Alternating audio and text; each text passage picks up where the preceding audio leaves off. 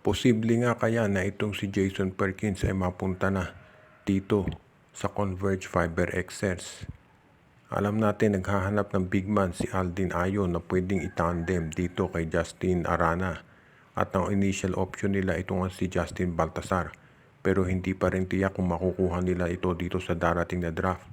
So ang posible nilang kunin ngayon ay si Perkins na ang ganda ng inilaro dito sa Phoenix nung semis nila kontra number 1 seed na Magnolia Hotshots. Yun nga lang magiging mataas ang asking price nitong si Jason Perkins at ng Phoenix Management. Pwedeng sabihin ni Coach Aldin Ayo na kahit sinong player dito sa Converge maliban lamang dito kay Justin Arana ang pwedeng ipalit kay Perkins. For example, hanggang 4 na player siguro papayag ang Converge na ibigay para makuha ang forward ng Phoenix. Pwede nilang isama si Shawnee Winston, nitong si Alex Stockton at kung sino pa man na gusto nitong Fuel Masters na maidagdag. Dahil alam naman natin ang kalibre nitong si Perkins at siya ang kinukonsidera na star player nitong Phoenix Fuel Masters ever since nung umalis itong si Matthew Wright. Kaya tignan natin kung ano mangyayari sa transaction na ito. At kung sakaling i-trade nitong Phoenix itong si Jason Perkins, dito rin natin makikita kung ano ba ang magiging sitwasyon ng Phoenix kung tuloy na ba nilang ibebenta yung mga top players nila dahil baka eventually umalis na sila dito sa PBA. Ito nga bang si Bo Belga ay matatapos na ang karera dito sa Rain or Shine Elasto Painters o kukuha ng ibang big man itong kupunan ni Coach Cheng Giao.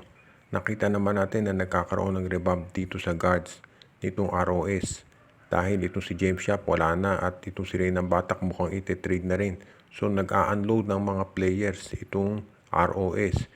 Itong si Belga ay kakapipirma lamang ng isang kontrata dito sa Rain or Shine 1-year extension. Pero hindi kaya na maging sign and trade ito. Pinapirma itong si Belga na kontrata pagkatapos ay ite-trade din ng Elasto Painters na ibang kupunan. Kumbaga nandyan na rin lang itong si Kit Datu, itong si Luis Villegas, si Santi Santillan na nakuha nila. Meron na silang triple tower dyan. At dito sa darating na draft, kung makuha nila yung pick ng TNT, baka may big man pa silang makuha dyan.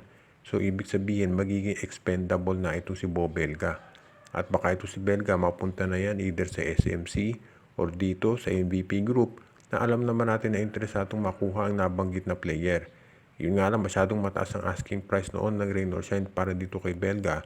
Pero ngayon baka nagbago ng isip ng kuponan ni Coach Ying at pumayag na sila na itong si Belga hindi na kasing taas ng value katulad nung dati.